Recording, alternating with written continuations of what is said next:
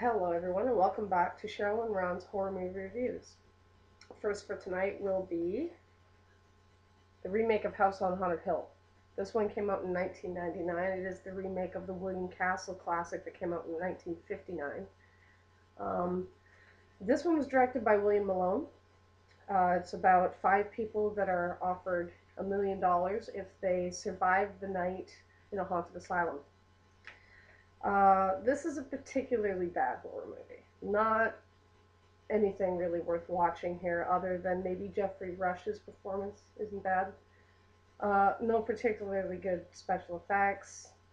Story's really lacking. Ending is incredibly disappointing. Any thoughts? It was horrible. Yeah. Special effects were absolutely terrible. Yeah. Acting, again, bad.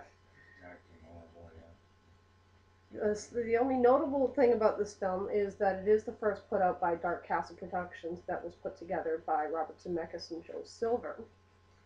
The second of which was 13 Ghosts and then Ghost Ship and on it goes. They got better as they went along and then kind of fell apart somewhere along the line. The original idea was to put out a horror film for every Halloween once a year, which is a fantastic idea, especially, remaking some of the old horror classics. I don't know what happened here.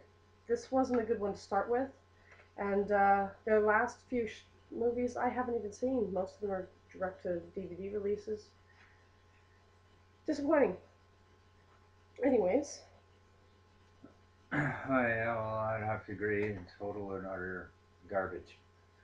Yeah, not recommended. Nothing House on Haunted Hill, don't waste your time with this one. The original might be worth a look, just because, it is a classic. Has been some price in it. Yeah. All right, second. Oh, yeah, moving on. We're moving on to Rob Zombie's Devil's Rejects. A little difficult to see there.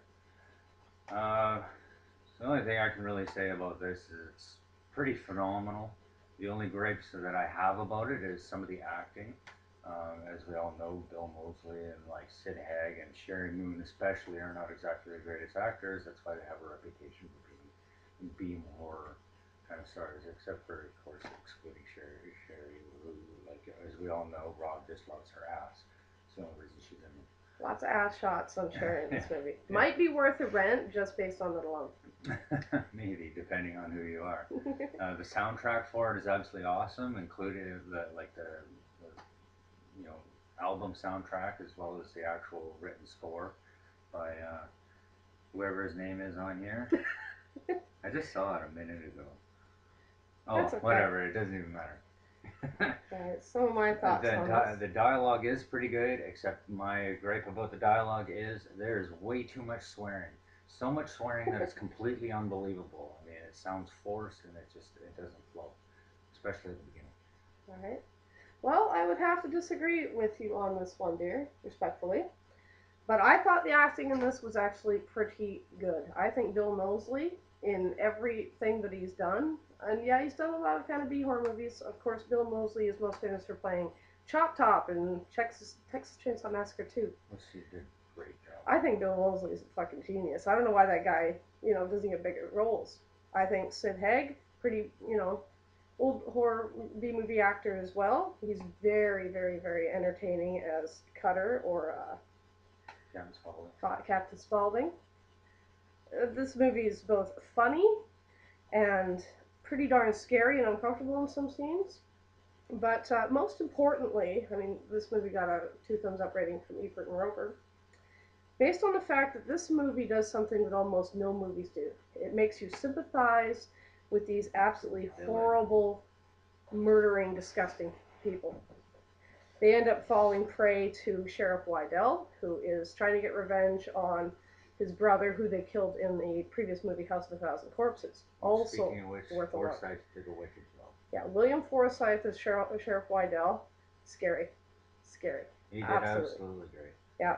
This movie gets an absolute 5 out of 5 star rating from me. This is one of the best horror films to come out in a long time. I know Rob Zombie didn't do the greatest job remaking the Halloween films, but his original stuff, absolutely fabulous. All right, well, that's all for this evening. Thank you so much. Stay tuned for more.